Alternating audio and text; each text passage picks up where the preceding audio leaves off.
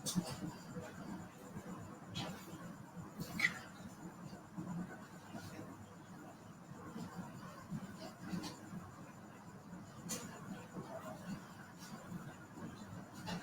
guys, a very good evening to everyone. My name is Eugene. I'm a third year medical student in University of Malaya, and welcome to this episode of Meet the Specialists. Thank you very much to Sandeep, Nas, and also Vanjet from Academic and Career Planning Bureau for giving me this golden opportunity to becoming a host for this episode. Well, this is my first time becoming a host, so I hope that you guys can forgive me if I do any mistakes. Now, this is an interactive session, so I hope that you guys can start to comment down below on anything that you guys want to say. Like, for example, is my camera ready? Is my camera ready? Is my position ready? Can you guys hear me? Yes. So, our topic today for Meet the Specialist episode 9 is anesthesiology. We'll have a senior lecturer and anesthesiologist from University of Malaya Medical Center to be our special guest for today. So, please give a thumbs up and comment down below so that more people can see. And also please do share out these posts, share wherever you can on Instagram, on Facebook, and as many places as you can, so more people will see this post, see this episode. We also have a YouTube channel called MEDSOC. So if you guys would like to see more episodes of Meet the Specialists, please do go to the YouTube channel called MEDSOC, all full capital letters, and to see it. If those people who did not see this episode, they can also wait for it to be reposted back a few further on, in the future.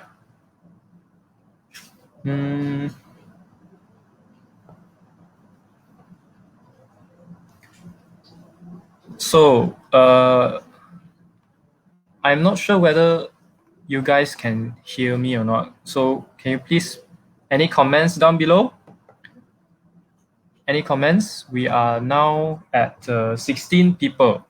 So please comment down below saying, hi, good evening. Well, currently, the Malaysia COVID-19 cases today has reached around 6,000.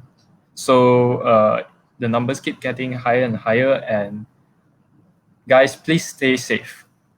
Crystal clear, Chen Haojie. Thanks for the comment. Any more comments? Chui Jun. Okay. Hello. Nice. Okay. So for those who just came in, my name is Eugene. I'm a third year medical student from University of Malaya, and welcome to Meet the Specialist episode 9. Hi Mirza. Thank you for commenting. And we will have Dr. Kevin Ng. He is a consultant, a senior medical lecturer, and an anesthesiologist from University of Malaya Medical Center, and he will be our guest for tonight.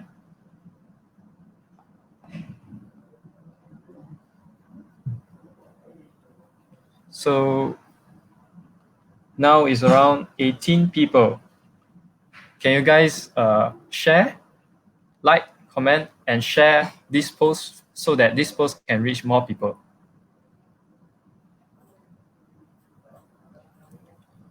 Again, those who have just came, my name is Eugene, and later on, we will have Dr. Kevin Ng Wei Shan tonight as an honorary guest. He is a senior lecturer and an anesthesiologist from University of Malaya, and he has a keen interest in advocacy of young healthcare workers. So now is around 9 o'clock, and please welcome Dr. Kevin. Hi, Dr. Kevin. Yep. Hi, guys. Thank Hi, you for good evening, joining us Dr. tonight. Lim. Yep. It's good to see there are some people on a Friday night that still want to listen about anesthesiology. Yeah. Hope we won't put them to sleep. Yeah. I'm already half asleep already. Yeah. So well, guys, I'm gonna go through it quickly, and then we'll have a. Oops. Okay. All right, Doctor, you have a few slides, right? Yep. So if you are ready, Yep, we are already here. okay, then can you see the slides, guys? Currently, yes, now it's just popped up. Okay, right. All right. So I think Sandeep has just allowed me to share. Okay, so if the slides are there, then let's start. So thank you for joining me tonight. It's a Friday night. I guess a lot more people have better things to do than on a Friday night. But it's MCO, so you're all supposed to be staying at home, right? Okay. Yeah. So I've been tasked today to make anesthesia sound cool. It may not be so easy a task to perform, right? Anesthesia is never on the forefront of most medical students' thoughts when they want to consider specialization. It's always, oh, I want to be a surgeon. I want to be a heart. I want to be a heart surgeon, cardiac surgeon. I want to be a neurosurgeon. I want to be a cardiologist. All the more glamorous jobs. Nobody ever says that I want to be an anesthesiologist. Not pronounce pun susah. I got to convince you guys that what I do is the greatest thing since sliced bread. And lastly, I'll try and explain how to learn to do the things that I do. So first things first, what is anesthesia? Is anesthesia this? Somebody who just knocks you on the head and then oops, that's it. You don't listen. You'll be totally unaware.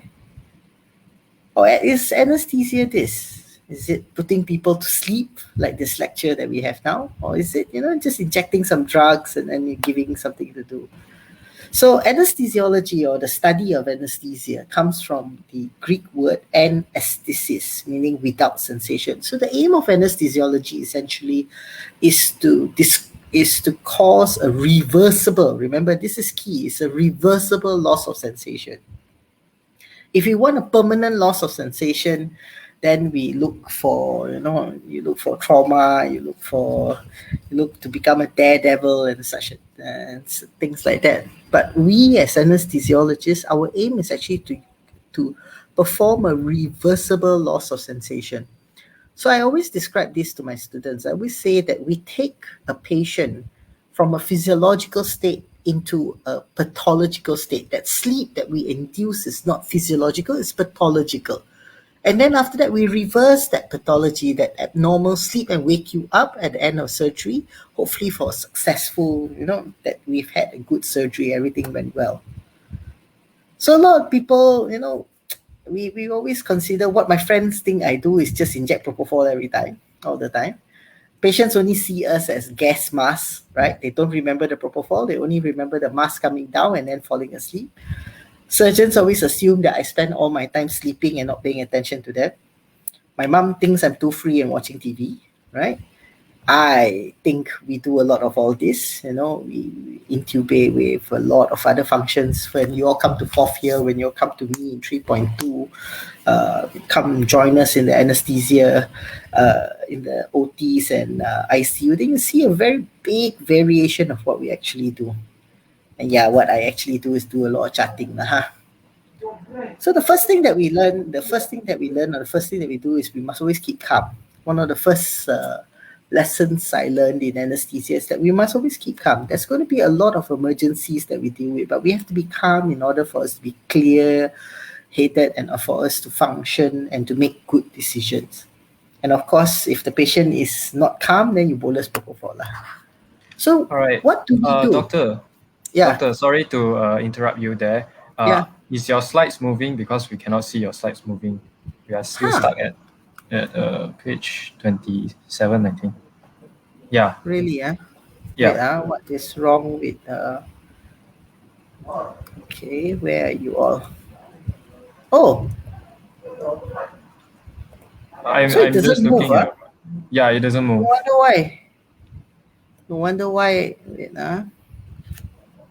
Sorry for the technical difficulties, guys. Uh, Hmm. anyways, if you guys would have any Okay, do you all see questions, this? Is it moving now? currently no yet. Oh, okay. Ah, yes, yes, Yeah, yes. Yeah, now now it's it's moving. moving. Yes, yes, yes. Oh, If okay. you guys I have will. anything that you guys want to ask, you just straight away comment in the comment section below.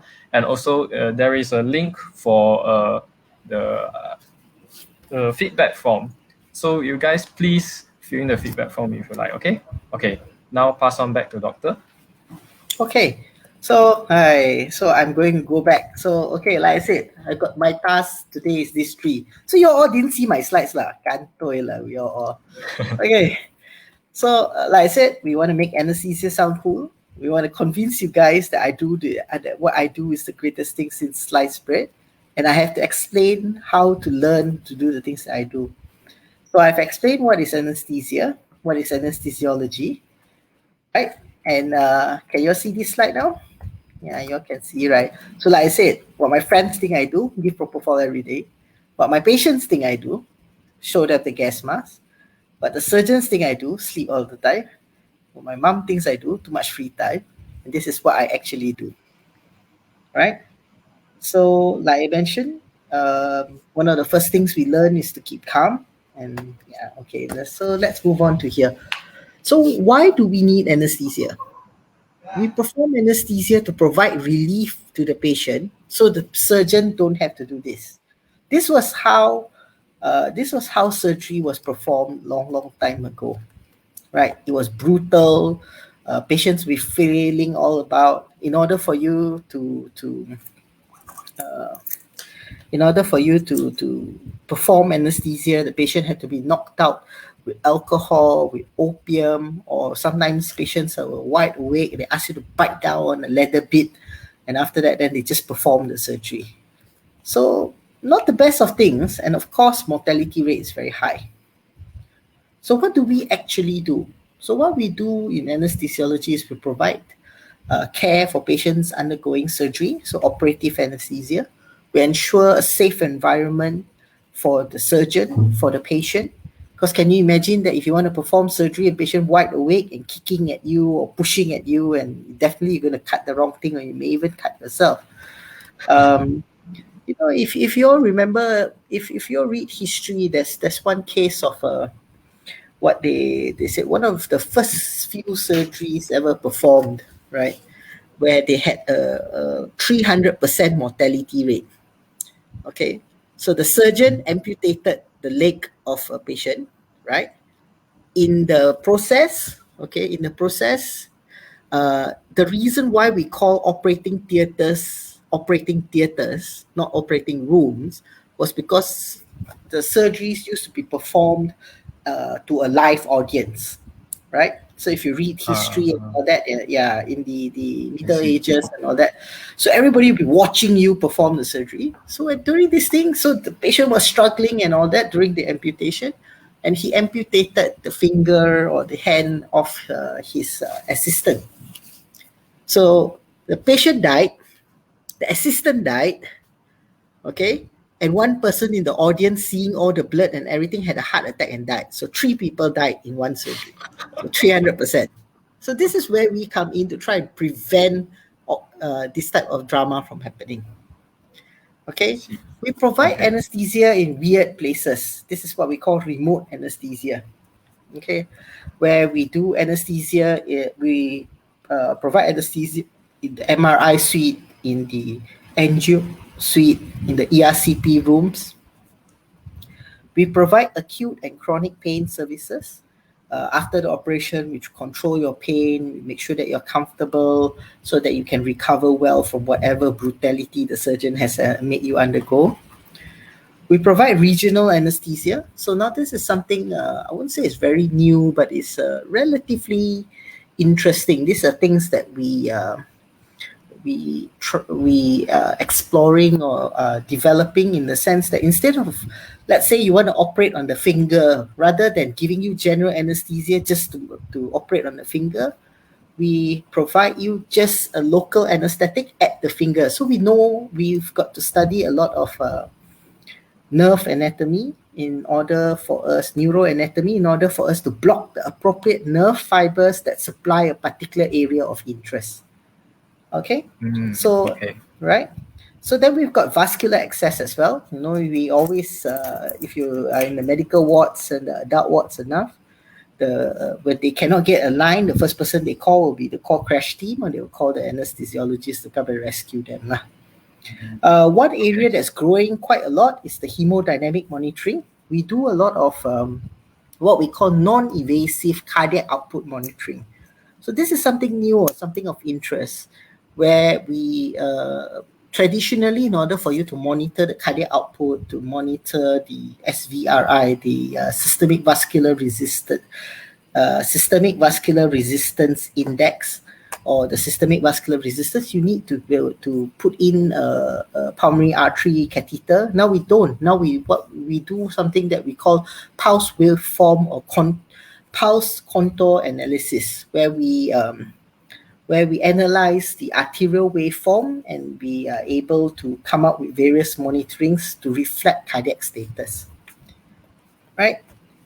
We also provide critical care and pandemic response. Right? So this is where that 6,000 patients, 6,000 new cases of COVID every day, and the big hoo-ha now of not having enough ICU beds. An ICU bed is not easy to set up. It's not just throwing a catheter there, you know, put a few pumps, put a ventilator and say, okay, cow team, settle. Right? It's not that. It involves a lot of care, a lot of nursing, a lot of expertise in order for that ICU bed to be successful. If you just put in a bed, put in a ventilator and hope that everything succeeds, that's where all your patients will start dying. Right? And we see that death rate rising every day because we cannot provide true intensive care. And this was one of the reasons, or one of the areas in which what drew me to anesthesia in the first place. As a new house officer in Sarawak, in Kuching last time, we didn't have enough ICU beds, so we used to ventilate a lot of our patients in the wards, in what we call HDU. Essentially, is this lah? They throw a couple of beds together, put some ventilator, put some monitor, put some pump, and then call it a HDU. But there was no one actually providing the high dependency care. Nursing was not one-to-one. Nursing was, 4 patients there, 1 nurse, or 5 patients there, 1 nurse, or 6 patients there, 1 nurse. And how do you expect a nurse to properly focus on the patient, to provide proper high dependency care, if she's, so divided? So the poor houseman, me, aka me, that will be there, would be in charge of setting the lines, getting the ABGs and all, and then the nasty anesthetist will be shouting at us, "Where's my ABG? Coming do rounds, no ABG. I do what type of rounds?" But at the same time, it was the anesthesiologists or the intensivists there in Kuching that were the ones that helped me through and led me to help my patients, because I will be the one volunteering to do the HDU rounds, which nobody wanted to do. And they would teach me why they are doing this, why it's so urgent to get ABG, why does this ventilator settings work, how do you wean, how do we support the kidneys, how do we support the heart. They taught me to understand whatever that we do and how do we manipulate the physiology of a patient to have an improved outcome.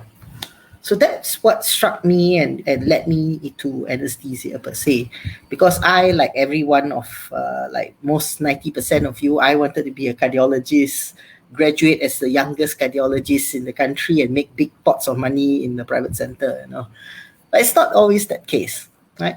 And then now the pandemic response, we need lots and lots and lots of anesthesia trained and critical care trained doctors. So what else is there? So these are the various subspecialties in anesthesia. We've got cardiac, vascular, pediatrics, geriatrics, bariatrics, and interventional pain. These are all further subspecialties of what we do. Like my subspecialty actually is pediatric anesthesia. I have a keen interest in pediatric anesthesia as well as perioperative medicine. So, like I said, why did I join anesthesia? Because anesthesia is a mix of surgery and medicine. It is making a lot of sense of how the body works and being able to manipulate it for the benefit of the patients. There's a lot of excitement, but it's always a short burst of excitement, and it always gives me enough time to relax. Anesthesia, of course, is the only specialty with post-call off. So we are guaranteed that whatever happens during the whole day that you're on call, whole night that you're on call, the next day at least you're given the day off to rest, right? The reason why we are given the day off to rest is because a lot of times you'll be inhaling a lot of the anesthetic gases that surround you, because the surgeons and patients and all that come and go, but you will be next to that machine all the time. The working environment is great. Where else can you work? I hate the hot wards. I hated sweating all over the place. I wanted nice aircon room everywhere. Okay lah, y'all don't see it so much because all our wards are aircon. But don't forget, not all hospitals are like that lah. So OT is always aircon. So that's why you join anesthesia. And of course, the best thing of joining anesthesia, you work in pajamas because scrub suits are so comfortable. You all rejoiced, didn't you, when you were allowed to wear scrub suits to work? Correct or not? Rather than full suit and tie, isn't it? Yeah, totally understand. It was too many things to take off and then have to wear again. So working pajamas, working in scrub suits is the greatest thing. Seriously, anesthesia gave me a lot of rewarding experiences. It's how you look at things, because anesthesia is not something that's very glamorous. Okay, patient will never remember you. A lot of times the patient will never remember you because all they see is the mask coming down. Count to 10, uncle. 1, 2, 3. Wake up a time, uncle. Wake up. Okay, bye. Then uncle goes off. So the patient will never remember you. Even in ICU, also half the time the patient, either they're groggy fighting with you, or they are awake and can't wait to go home. They can't wait to get out of your clutches. So you will be very rarely remembered. If you see all the things, you'll always remember the superstar surgeons, the superstar physicians and all. But most of the time, you will not find a superstar anesthesiologist somewhere lah. Okay? But like I said, it has its rewards in its own way. Right? I don't have to do clinics, right? Or majority of the time, we don't have to do clinics. Clinic work is very tedious. That was one of the things that put me off medicine, because I was all set to sit for my MRCP and whatnot. But I did not fancy sitting across the room from the patient and pakcik, makan ubat lah. Pakcik, you tak makan ubat ini, nanti buah pinggang rosak. Kencing manis ni teruk ni pakcik. Nombor ni tengok tak cantik. Tolonglah makan ubat. But I didn't want that, I wanted, okay, you want to fight with me? Propofol, sleep, okay. No say at all, That's what slightly different take of things lah. Okay.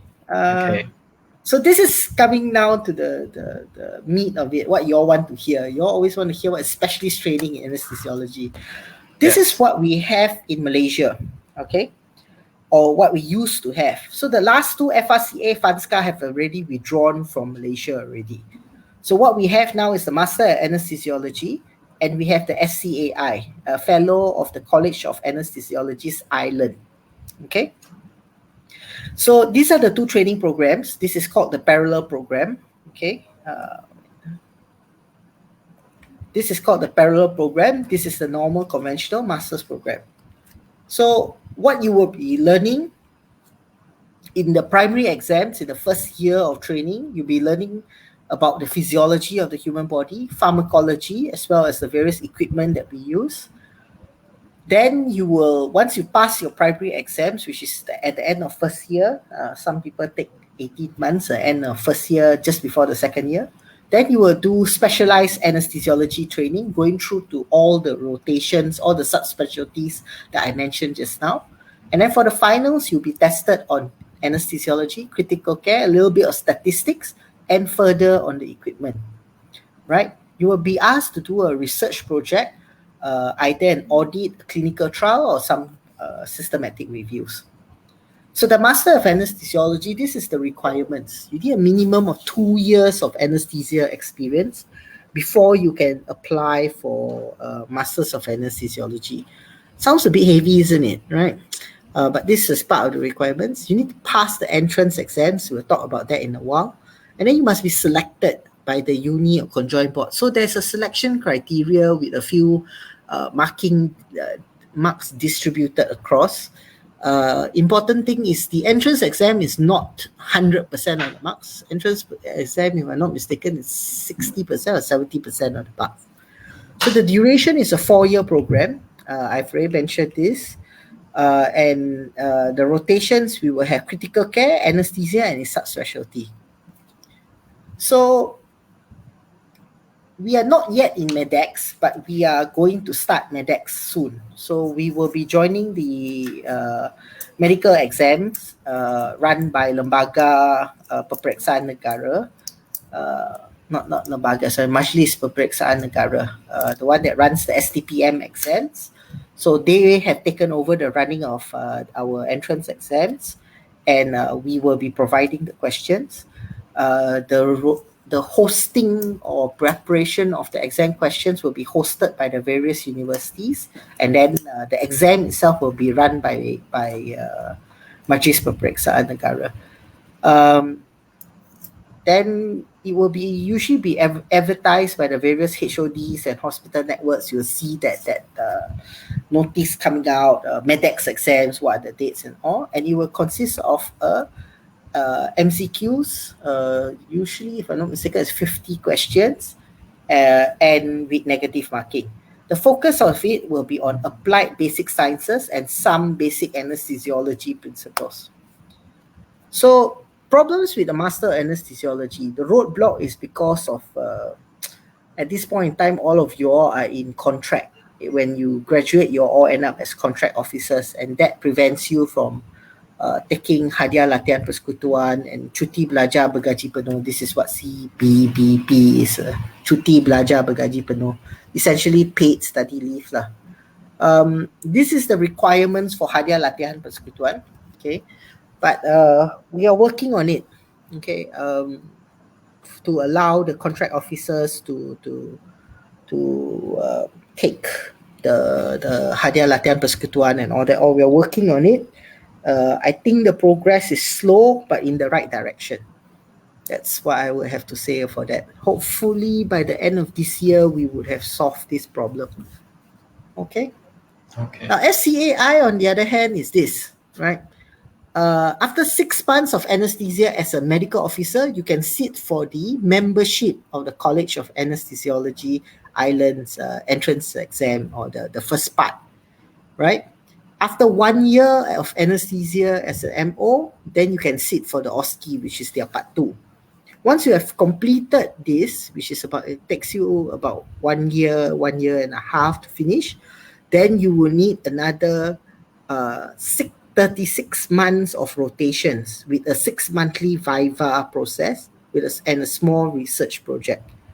The FCAI at the end of all this actually takes also about 4 years. So the whole program, you start with a membership and then proceed to a fellowship. It's only when you receive a fellowship that you can be considered for gazettement. Okay, so do note the FCAI is not a license to practice in the UK. You still need GMC review and to complete the CCT. So even if you pass the FCAI, you cannot call yourself a specialist in the UK. You just have a paper qualification. You need to be reviewed and complete the certification of completion of specialist training, Ireland or UK, before you can be registered as a specialist in the UK. So the FCAI currently is only a specialist registration, immediate specialist registration here in Malaysia. Okay. I'm missing something. Okay. After the completion of the MCAI, in order for you to start the FCAI program, you have to register with the College of Anaesthesiology Malaysia.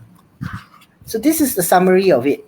Okay, you start for the masters when you grad, let's say in 2019, 2 years of housemanship, 2 years of MO, you take your exams, you pass, you masuk. And then you do 4 years, and then you will graduate. Okay. FCAI, you come out maybe a year faster, about 1 year faster, or 2 years faster than the master's program. That is one thing that we can note because you start earlier. Now, this entrance into the master's also is under revamp. We may reduce it a little bit, but not an immediate thing, not like the MCAI, which is 6 months after. So this is the fees, the difference. So for master anesthesiology, if you get hadiah latihan persekutuan, the government pays for you to study. If not, then you will have to pay for it yourself. The fees range from about 8 to 9,000 per year, so you will spend about 40 to 50,000 over 4 years. If you're a foreigner wanting to sit this, it's 240,000. So actually, the government is actually sponsoring you 200,000 even without the full sponsorship. Okay. College of Anaesthesiology, this is the payment. After you finish your MCAI, your exam fees of 600 or 750 euros.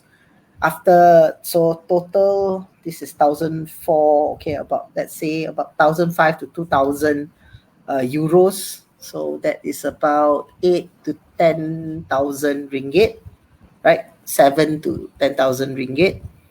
You will then have to register for the FCAI training of 5,000 a year. 5,000 over the entire process, the entire 4 years. Okay. But then you still have to pay for your exams, which is another 1,500 euros. So all in all, it will still come up to about 40,000-50,000 lah. Okay, about maybe slightly less on the FCAI side, maybe about 20-25K. Okay. So comes to, this is the two programs that we have at the moment. So now comes to, what is life like as an anesthesiology? Like I said, it's moments of excitement interspersed with times of calm. If patient is stable, surgeon is doing well, they're not cutting the wrong things, poking the wrong vessels, creating problems with the patient, generally patient will be fine. You will have a relatively smooth anesthesia and surgery. But it can be very dramatic as well. You can have loss of airway, massive blood loss, and times like that, when it happens, then you will be struggling to try and keep the patient alive. So we always liken anesthesiology to flying an airplane. So it's like flying an airplane. Sometimes you get nice, calm weather. Sometimes you hit the storm, and then you get turbulence and all that. So it's essentially that.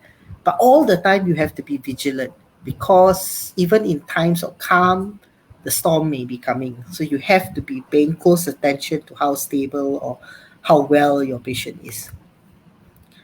So what do you need to succeed? You must be willing to work hard. You must be prepared for long hours. I was just telling Eugene and all that I just got back at about 8 p.m. just now, but maybe not entirely anesthesia's fault. Right? There are other things that we have to do. You must be prepared to work for very little recognition. Okay. And we see the sickest of the patients, because only the sickest get referred for ICU care. It requires a lot of resilience, because like I said, with very little recognition, it's sometimes quite depressing, isn't it? Right? You always want to be recognized, you want to be appreciated.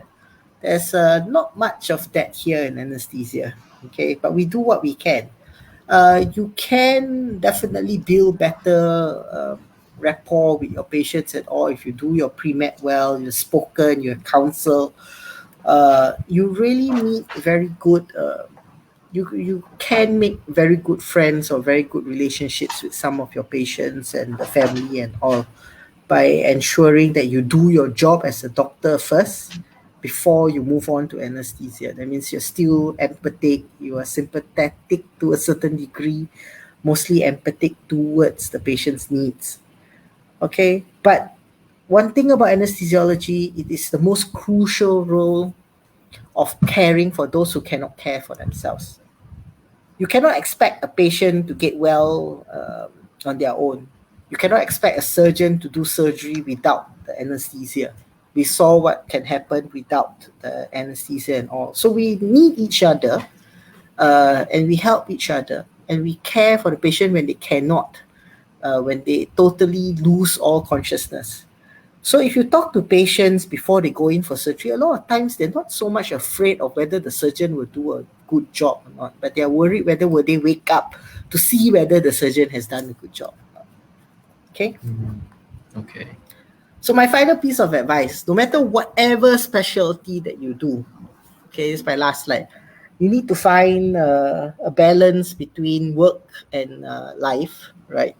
And you got to find somebody to hopefully put up with the nonsense that you do, and thankfully, yes. So it's good. It's important to have good support, lah. Okay, if you want to consider any specialty that you want to do, because it's a lot of sacrifice on your part. Okay, so thank you. All right. Love thyself, because thyself is awesome. Okay, so come, let's see whether you got any questions for me.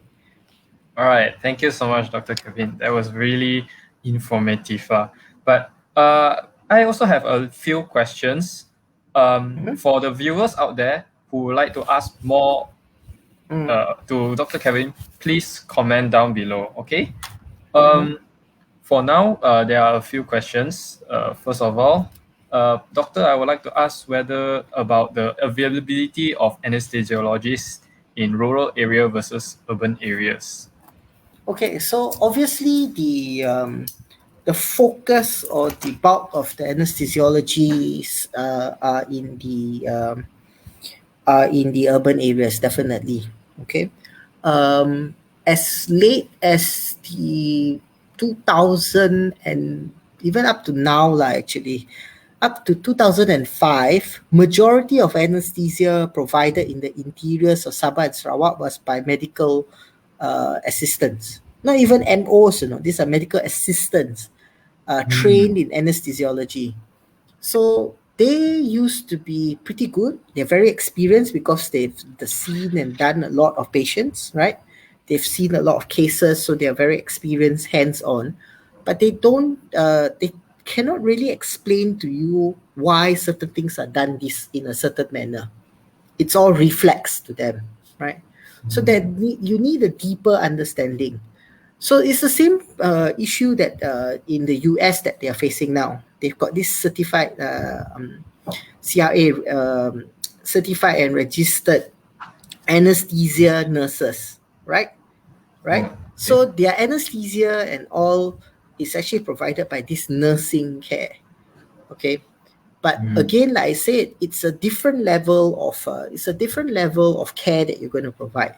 For most simple sessions and simple cases, definitely MA more than enough, right? But there are some complicated cases, or when complications occur, that you will need somebody that's been properly trained in anesthesiology. So rural areas in Malaysia, my answer would be actually we are sending more and more anesthesiologists into the rural areas. We're trying to open more and more hospitals. This is one of the fastest arguments or the largest arguments that I am putting when I meet JPA and all. Because essentially there are a lot of hospitals that have operating theatres but no anesthesiologists. When you don't have an anesthesiologist or an anesthesia provider, you cannot have surgeons, right? And if you cannot have surgeons, you cannot have obstetrics and gynecology as well, because you cannot do complicated cases. You can only do very basic, safe, I wouldn't say safe, but very basic or very, very so-called uncomplicated pregnancies. And if a problem occurs, you have to ship them off to the nearest hospital with an anesthesiologist and a surgeon. Okay, so I see. we depend on each other both ways. It's no point putting an anesthesiologist there without having a surgeon, because then goyang kaki lah, right? Okay, Yeah. so we need to ensure that we improve the access to specialist care in the rural areas. This is something that I think all of you MEDSOC people all love to say, global surgery and the way it's going to reach. Yes, I totally agree. We need to ensure easy and safe access to good surgeons, good anesthesiologists, and not to forget good physicians. Because at the end of the day, we still need the physicians, it's all interlinked. We are definitely losing the capability to be all-rounders because we are more and more specialized in what we do. Okay? Okay. All right. That's a really comprehensive answer. My next question is, what is the future of anesthesiology in Malaysia? Like, Well, do we if you look at the pandemic now, they're scrambling for anesthesiology. totally understand? So we definitely do need a lot of anesthesiologists. Yeah, However, definitely. We are still short in terms of numbers if you compare globally. How many needed to that thing? I think we're about halfway there to where we should be. You just have to go to Sabah and Sarawak, and you can see that that many of the rural hospitals or the district hospitals do not have an anesthesiologist there. We've only just started to post one anesthesiologist to Kapit, which is considered the most ulu of ulu district hospitals in Malaysia, right? Even like we consider Pahang, the biggest state here in Semenanjung, Malaysia, there are only 1, 2, 3, 4, 5. I think 4 or 5 hospitals with anesthesiologists and surgical services. The rest of it all is covered, no anesthesiologists to cover for surgery. So it's still an area of growth, definitely. okay, so means that we, like a lot of medical students, we would like to become an anesthesiologist. No To be lah, able you to see. don't have to lie. We know everybody wants to become surgeon and cardiologist lah. I know cardiac is always the big favorite for everybody. Okay. Yeah. My next question is, what are the things that medical students or medical graduates that we can do to increase the chances of entering the anesthesiology program, to better their CV? This is a susah punya question, not an Yeah. easy. Actually, it's going to be very competitive for anyone to take a specialty, to enter a specialty training program after this. It's going to be very, very competitive. If you look at Australia, I probably foresee us going towards the Australian system, right? Where in order to get into the training program for anesthesiology, you may have maybe I would say about 1,000 positions, maybe a bit. No, sorry, not 1,000 positions. I think what my friends were telling me, there were about 50 positions in a particular hospital. You get about 1,000 people applying for the same thing, that type of thing. Here in Malaysia, our application is we've got every year we take in about 110 to 120 trainees. Okay, every year 110 to 120 trainees. We will have maybe about 500-600 people applying.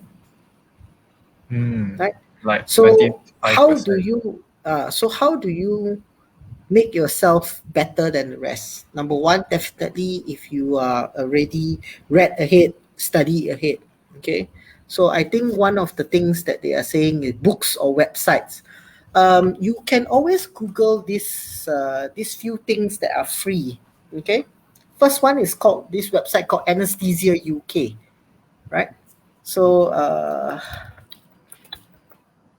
anesthesiauk.org, I think. .uk, if I'm not mistaken. Or you just Google Anesthesia UK lah. There's a website that comes out. Okay. right? Anesthesia UK.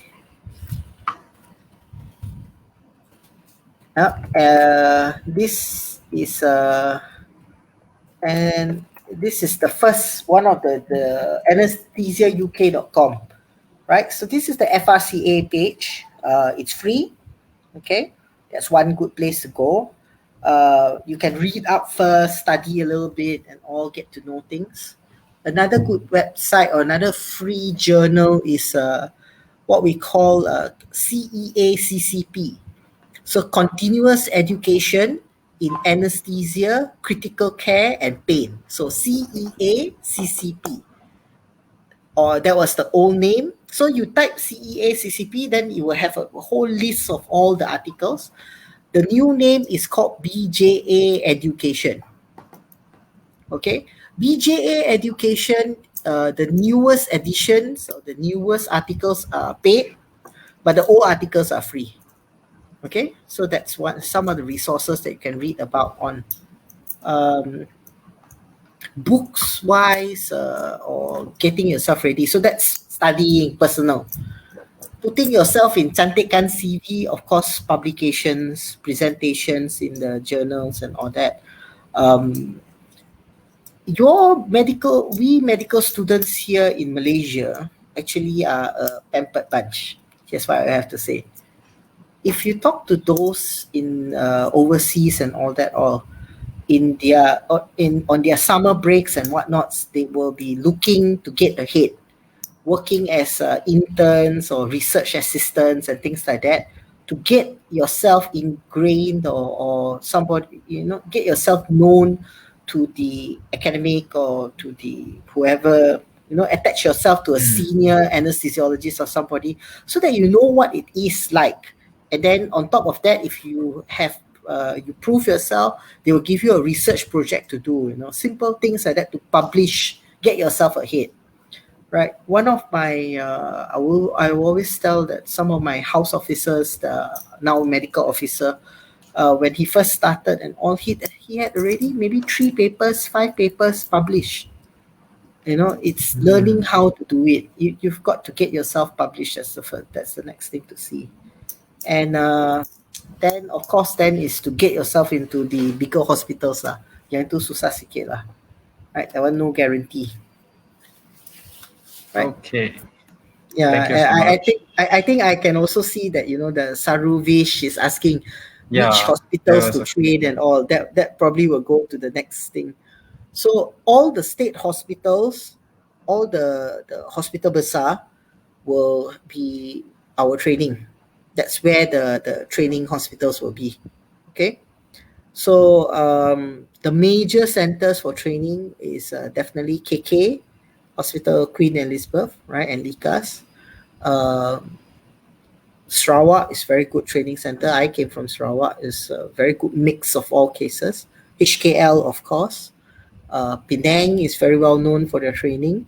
Okay, and then all the other bigger hospitals as well, all the uni hospitals and all. So unfortunately, most of the trainings will be in the tertiary hospitals, because anesthesiology mostly in tertiary hospitals.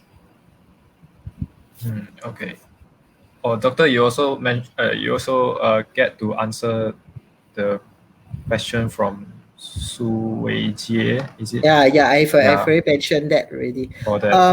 Books, if you want to read books that, if you're really interested in books for anesthesiology, the book by Lee Chun-Yi, Prof. Lee Chun-Yi, C.Y. Lee, Prof. C.Y. Lee, she's an anesthesiologist in HUKM. Her book, Manual of Anesthesia, it's about $50 in Kamal, I think. I don't know whether it's still in print or not. She's supposed to come out with a 3rd edition. Sampai hari ni masih belum lagi keluar. Right? So that was a good starting book. The other thing that you can look at actually is our own Malaysian Society of Anesthesiology, MSA website. If you type msa.net.my, I think net. This one is net. Let me see, msa.net.my.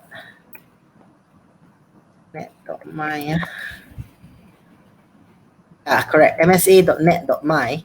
you will see we've got a lot of guidelines and all about the various anesthesiology punya topics here in Malaysia lah. Okay, so these are things that are interesting lah. Okay, thank you. Okay, moving on to the next question. This is regarding work-life balance lah. So, I'm definitely better off than surgery lah. Okay, Ridwan. I'm definitely better off than surgery. Surgery, but that also being said, it depends on which type of surgery you're talking about. Okay, if you are a general surgeon, definitely life is not great lah. It's not that great. Okay. Neurosurgery, you become consultant, you don't come in for trauma, okay lah, life is good lah, isn't it? Right? You sleep through the night and whatnot. Work-life balance, I think any specialty is busy. That one we have to understand. Don't think that dermatology or radiology is not busy as well. You'll be very busy. You'll be very hectic clinics. You'll be talking to a lot of patients with itching everywhere and dry skin everywhere, but nothing you can do, because whatever that you give them put also is still the same. There's no magic cure for it, It's frustrating in its own way. I don't have to deal with clinic, but I have to deal with long hour surgeries, more hectic on-calls.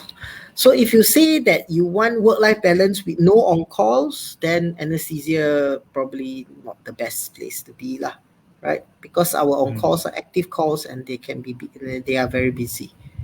Okay, the operating theater doesn't stop. Or we try not to stop. We try and keep it going as much as we can.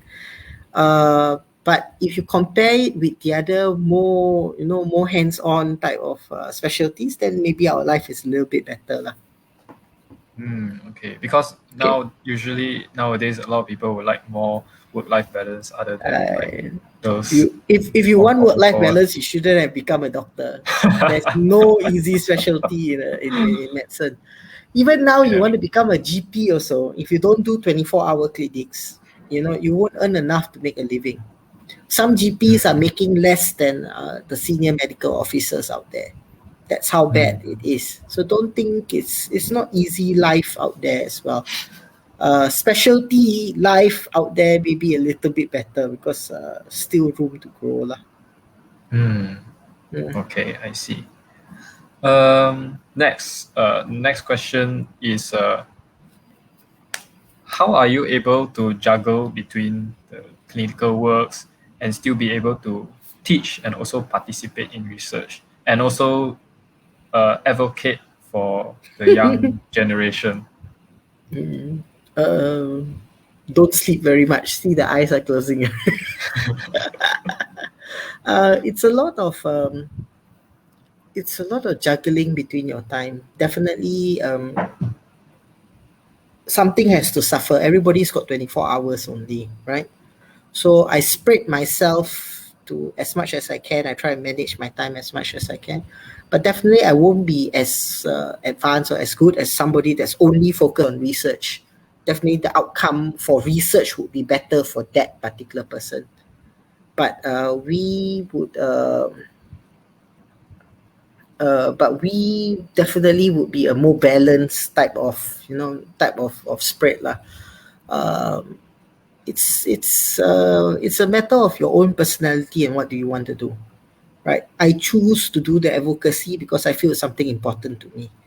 If I don't, I've been given a chance to speak up. If I don't speak up, then when I'm old, you are supposed to care for me.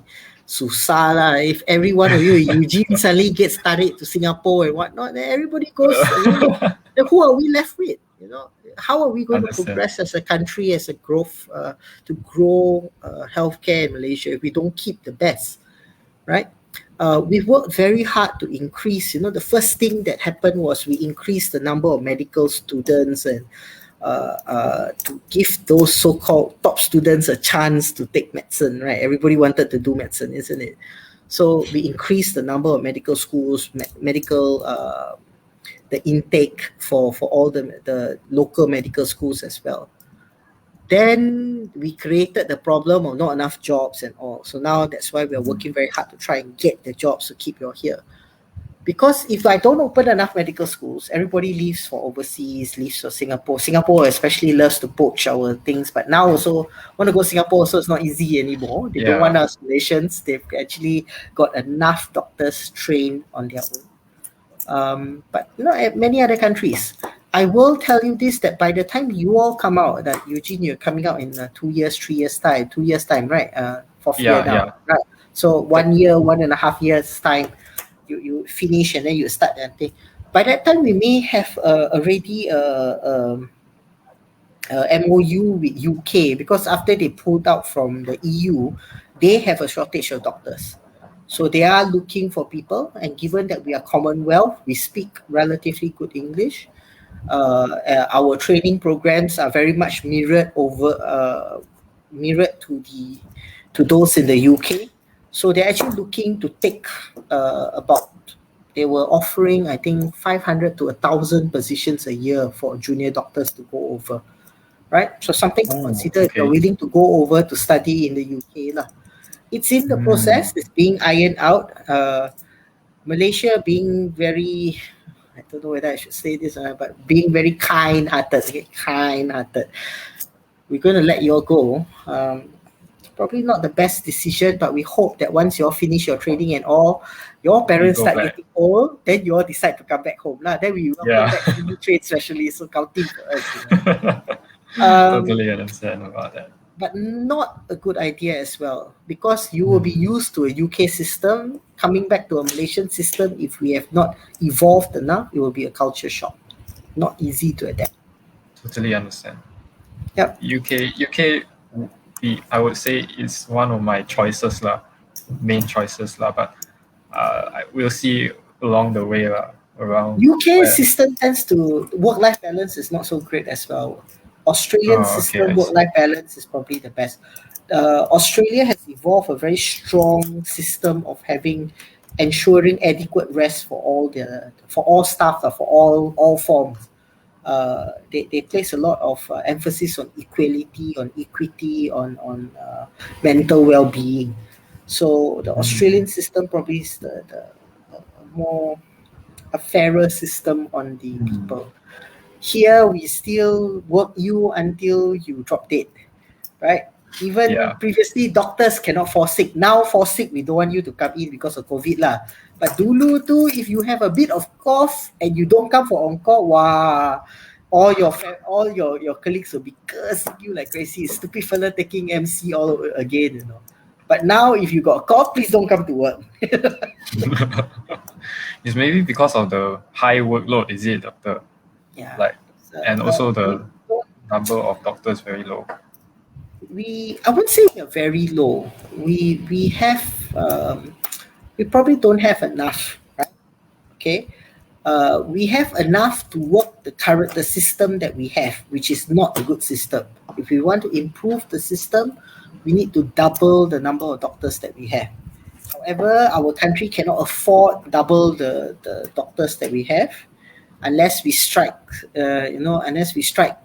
oil off the oceans of Penang. The other side, everybody already found everything already, right? So we have to go this side and see whether got anything off Malacca or something. If you find another oil base, then yes, maybe we have some money.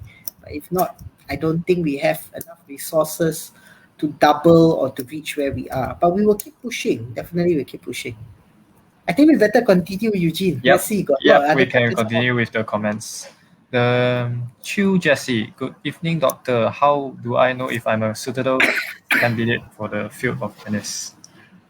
I think I put it there. If it's interest, if you're interested in physiology, the first pillar of anesthesia is physiology. If you enjoy understanding how the body works, how it functions in a certain way, right? You have little patience for clinic work, right? And you don't like cutting people up. You like poking people, but you don't like cutting people, right? Okay. Then maybe anesthesia is for you. I chose anesthesia, like I said, interest was one. But definitely, post-call off was one of the things that really draws you to anesthesia. The interest of the physiology and all at one side, but in terms of lifestyle-wise, even if at one stage when I was a junior medical officer, I was doing about 12 calls a month, right? 12 calls a month. But that means that I only work 24 days already on call because post call off already, right? Another 6 are weekend. So I actually only work 12 days a month. Understand? 12 to maybe 15 days a month. The rest of the time actually is an off day for you. You may be very tired, but at least it's a chance to rest. Whereas if you're a surgeon, if you operated through the night, the next day you're still expected to function in clinic, It's not easy. I see. Okay. Next comment is from Chen Haojie. Roles of anesthesiologists during COVID-19 pandemic besides for intubation. Who do you think is running the intensive care unit? Right. Anesthesiologist. Yeah. You need the anesthesiologist, you need the intensivist. Intensivist is a sub-specialty of anesthesiology. So in order for you to become an intensivist, one of the pathways is through anesthesia. The other pathway, of course, is through internal medicine, right?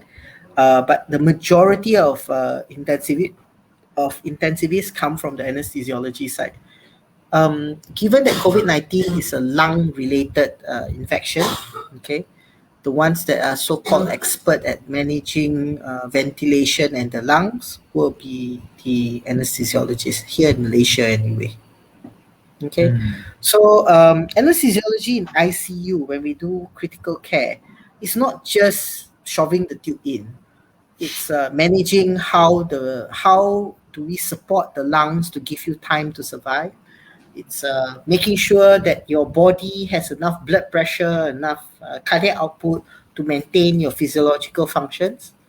Making sure that we support any organ failure. So it's actually a lot of work. And we mix in infectious disease, we mix in medicine and all, very heavy medicine into critical care. So that's where, it's a mix of everything. Okay. The next comment is from Peter Tan. Good evening, doctor. Will you expect to be a snapback of medical personnel being mentally affected negatively by COVID-19? And how can Malaysia be prepared for it? So, okay. One of the first, quite early on, what we did was there was the setting up of psychological first aid clinics, right? PFA. So there are a lot of psychological first aid being offered by NGOs, even MMA and all. We had a PFA hotline and all if you needed to talk to someone and all. Every hospital now has that as well. I think one of the things that's going to happen is the fatigue is going to set in. Nursing, doctors and all, everybody is feeling the tiredness, the lethargy and all. But this is what we were trained for, so that's why we keep pushing on, we keep trying to do better, to do more.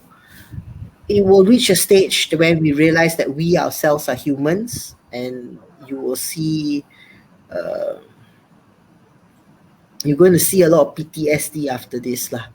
So one of the things that Malaysia is preparing for it is forming of these support groups. So this is where some of the places where I'm working with, some of the groups I'm working with, like the expert advisory group, the EAG, that was recently coming out, led by Tan Sri Jamila, right? And all. They are recommending how we can provide psychological support, how can we provide counseling, how can we provide making the lives of little comforts for the doctors. So making the lives of the doctors and the nurses and the frontliners a bit more comfortable. It's not going to be easy. It's going to be a very long road, right? Malaysian healthcare system has always been stretched. We have always been functioning at very high levels.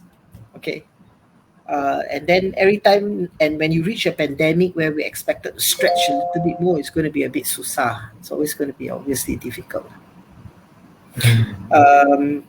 PFA is the only thing that we can do at this moment, right? Definitely the psychological first aid is all. Where do we? What else do we go from here? And all still up for a lot of debate, a lot of discussion. We will be dealing with a lot of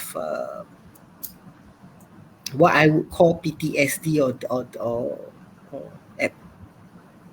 what's the a lot of adjustment disorders. Probably not the best word to use it, but that type of feeling, a lot of anxiety, a lot of stress, a lot of burnout.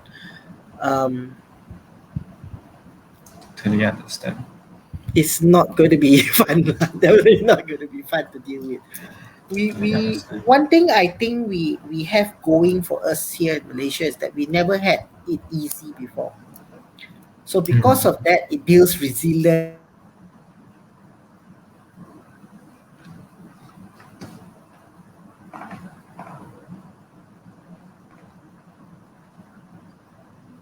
Um,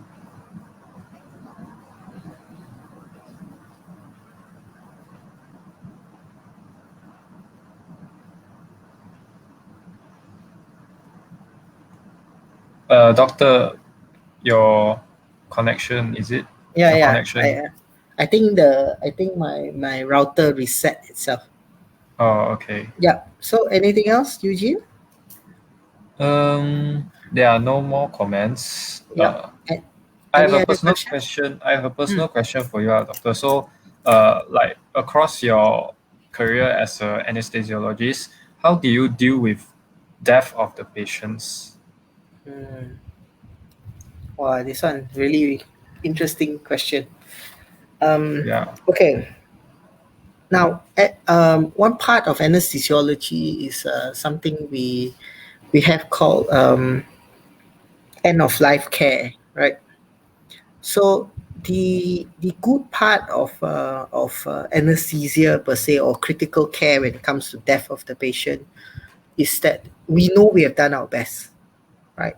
We know that we have pushed to the limits of our capabilities of whatever that we could do to support the patient has been given.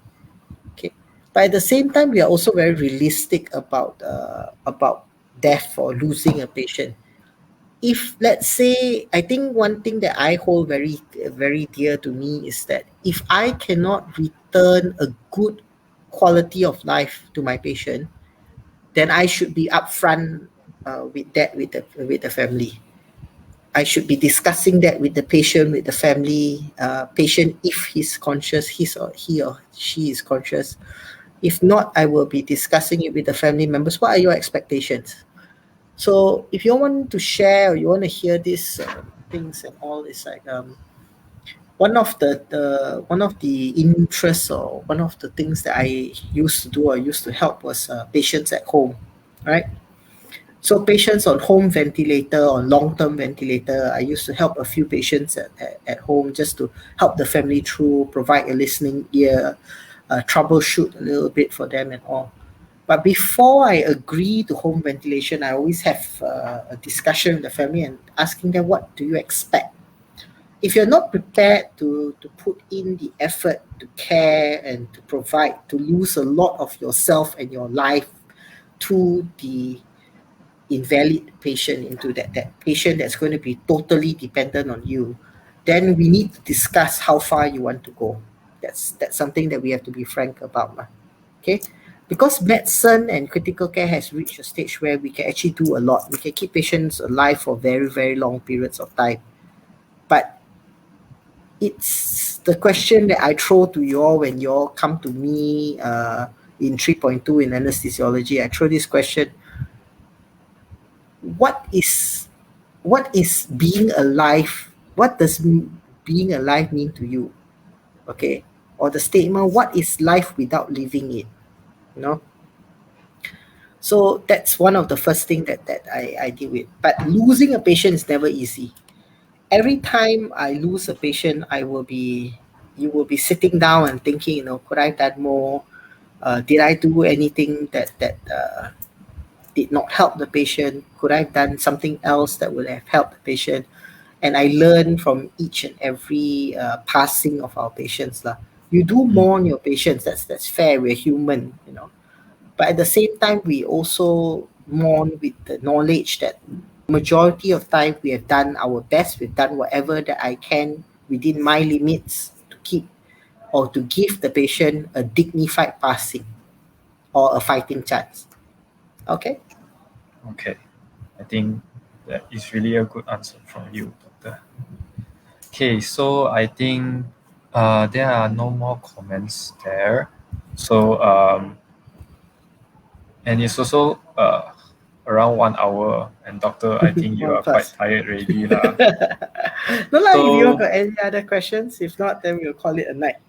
It's a good Okay. weekend for us, right?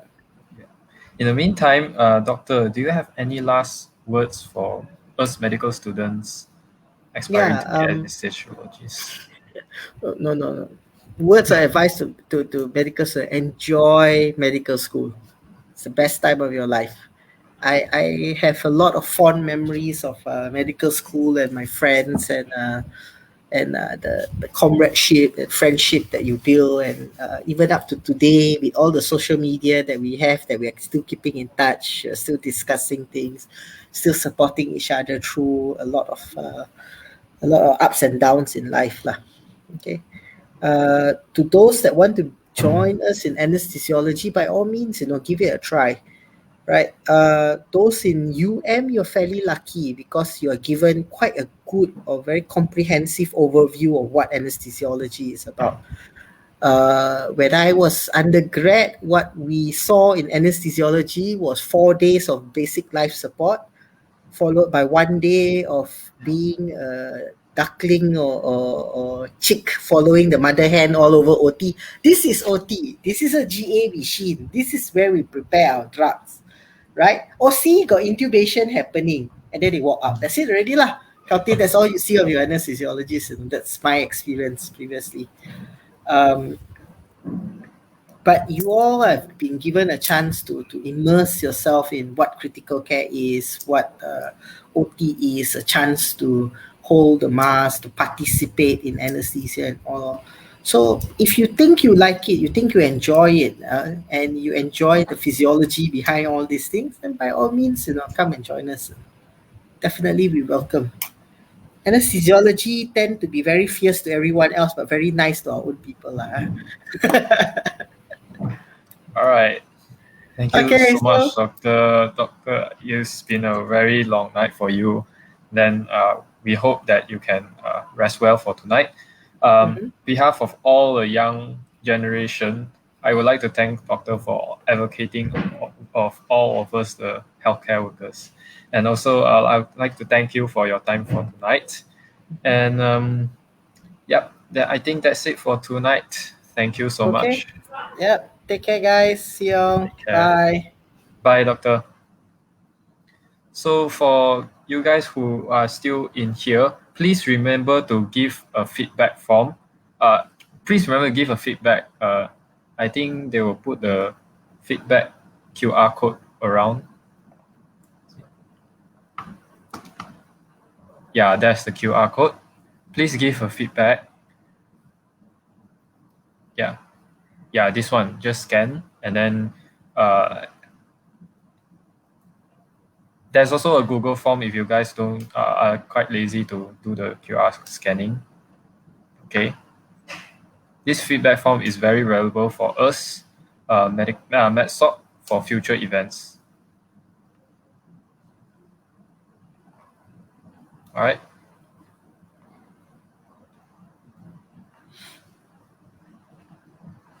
I'll give you guys another few minutes. And so for today, thanks for having me. You're welcome, Doctor. Rest well, huh? Okay, so I think that's it for tonight. I hope everyone will enjoy their Friday night. And thank you for viewing this episode.